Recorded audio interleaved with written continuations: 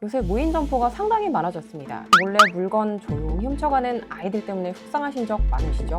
근데 최근에 이런 속상한 마음에 물건 훔쳐간 아이 CCTV 캡처해서 이렇게 모자이크 해가지고 벽에 붙여놓았다가 이게 되려 아동학대로 유죄 판결이 선고된 사건이 최근 화제가 됐습니다. 일단은 이렇게 사진 붙이시면요, 문제될 수 있는 범죄 딱 두 가지 있습니다.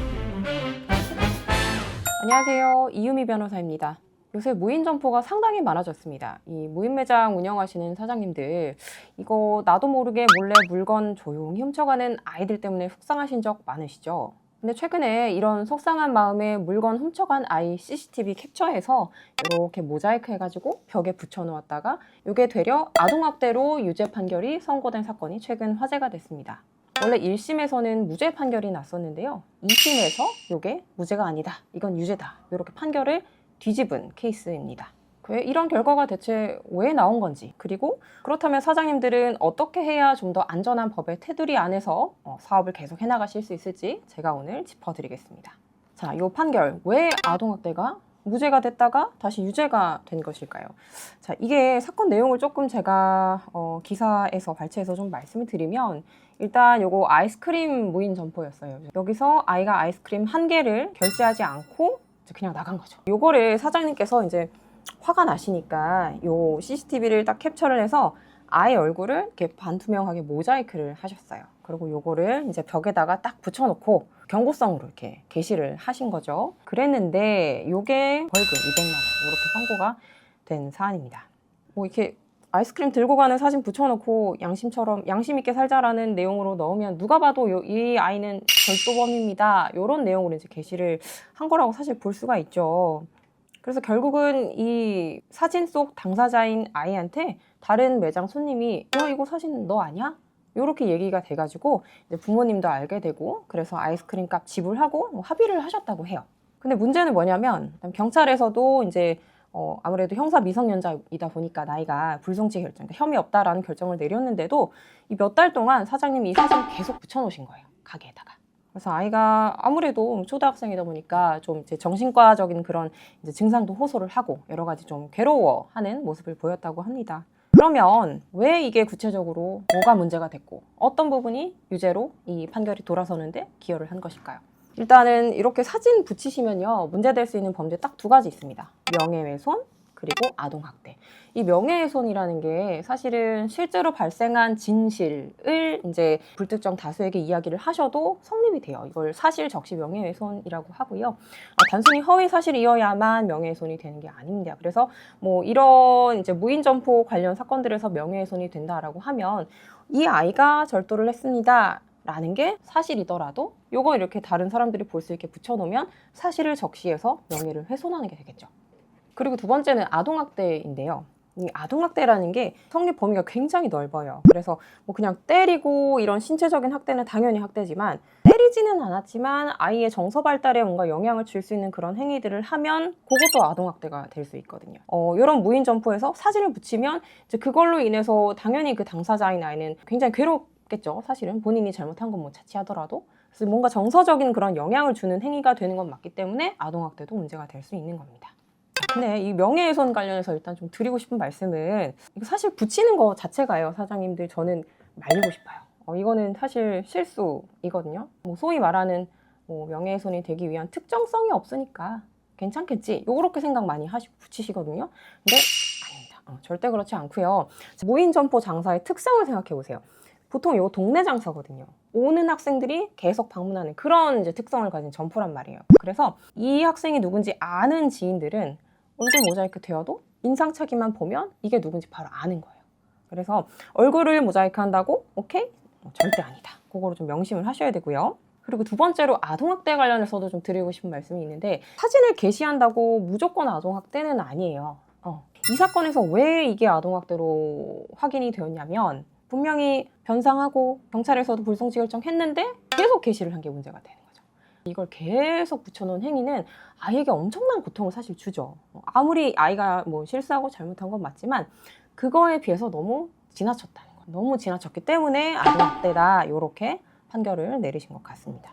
자, 그러면 우리 억울한 사장님들 이거 어떻게 해결해야 될까요? 이게 무인점포라는 게 이제 좀 시간적으로 그리고 인력적으로 좀 비용들을 좀 절감하시면서 이렇게 좀 나의 생계를 이어나가기 위한 수단으로서 하시는 사업인데 자꾸 이렇게 하나둘씩 이렇게 훔쳐가는 게 사실 아이스크림 자체가 그렇게 비싼 그런 물건들은 아니지만 그런 게 누적되면 나에게 엄청난 이제 타격으로 다가오는 게 맞잖아요. 그러면 어떻게 해야 될까? 자, 사장님들 감정 말고요. 법으로 해결하세요. 첫 번째, 사진 게시는 하지 마세요.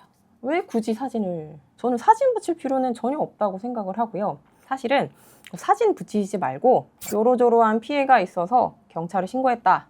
현재 수사 중이다. 기다려라. 차라리 요렇게 그냥 쓰시는 게 있잖아요. 더 찔려요. 그래서 그 아이뿐만 아니라 이 매장에서 사실 이렇게 훔쳐간 아이들 꽤 많이 있을 건데 그 아이들 모두에게 그 양심의 가책을 느끼게 할 수 있는 그런 좋은 방법이 오히려 될 수 있거든요. 굳이 누군지 특정될 수 있는 그 사진 올리지 마시고 경찰에 신고했다. 이제 큰일 났어. 이런 메시지를 줄 수 있는 글이나 접수증 붙여놓는 게 훨씬 효율적이다. 그 다음에는요. 아이가 잘못했으면 방법이 없는 건가요? 아무것도 처벌할 수 없는 건가요? 이렇게 생각을 하시겠지만 그렇지는 않고요. 아이가 잘못했을 때는 법에서는 아이의 보호자, 부모 이런 사람들한테 책임을 물을 수 있도록 규정을 하고 있어요. 그래서 뭐 부모가 뭐 절도죄나 이런 걸로 형사처벌이 된다라는 것은 아니고 이제 민사적으로 이 관리 감독을 소홀히 한 부모에게 손해배상 청구를 하실 수가 있습니다. 바로 민법 755조에 보면 아이들을 감독할 의무가 있는 부모에 대한 손해배상 책임 의무가 규정이 되어 있습니다. 그런데 이렇게 민사소송 하시기 전에요. 먼저 하셔야 되는 게 있어요. 경찰에 신고하시는 거. 이게 민사에 선행되는 거의 필수 절차라고 저는 생각을 합니다. 왜냐면요. 민사소송 하시려면 이 상대방이 누군지 어느 정도는 알아야 돼요. 내가 알지 못해도 경찰이라는 기관이 이게 누구인지를 확보를 하고 있어야 나중에 우리가 민사법원에 요청을 해서 요 경찰이 인적사항 알고 있으니까 피고 인적사항 경찰에서 받아서 진행해 주십시오. 우리가 이렇게 요청을 할 수가 있거든요. 일단은 경찰에 신고를 하세요. 신고를 하실 때 우리 CCTV 영상 다 갖고 계실 거니까 그 영상 확보 잘 원본으로 하시고 경찰에 이제 찾아가셔서 누가 그랬는지 좀 확인을 해 주십시오. 이렇게 요청을 하시는 거예요.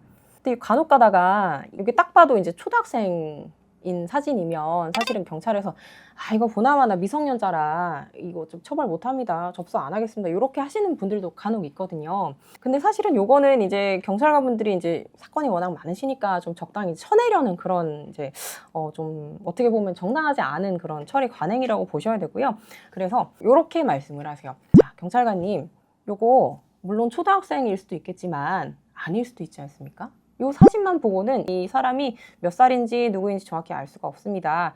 설령 나중에 형사 미성년자로 파악이 되어서 처벌이 되지 않더라도 최소한 누구인지는 수사를 해주셨으면 좋겠습니다. 이렇게 단호한 어조로 요청을 하시고 접수 하고 오십시오. 수사를 해서 이게 누군지 이제 확인이 어느 정도 되실 거예요. 그러면 확인된 인적사항을 바탕으로 이때 민사소송을 거시는 거죠. 이렇게 소장 날리시면 이 감정적이었던 싸움이 아주 올바른 법적인 절차로 해결되는 트랙을 밟아 나가시게 되는 겁니다. 그리고 이때 훔친 물건 사실 비싼 건 아니잖아요. 그래서 물건값만 청구하실 게 아니라 내가 이거 사건 때문에 이 소비해야 했던 그런 시간, 정신적인 그런 손해, 그런 로스들을 다 이제 거기다 잘 소장에 기재를 하셔서 위자료까지 좀 넉넉하게 청구를 하시면 좋을 것 같습니다. 그래도 소액이지만 소송을 하셔야 상대방 아이도 부모도 이게 큰일이구나를 확실히 알게 됩니다. 자꾸 이거 꼬집고 가야 이런 일이 좀 없어지지 않겠어요? 꼭 소송하시기를 권유드립니다. 자, 무인매장 절도 명백한 잘못이고 범죄 맞습니다. 하지만 피해자인 사장님들께서 이거 감정적으로 대응하시다가 본인이 다치시는 경우가 많이 이렇게 발생을 합니다. 그래서 지켜보는 과정에서 저는 개인적으로 굉장히 안타까움을 가지고 있고요.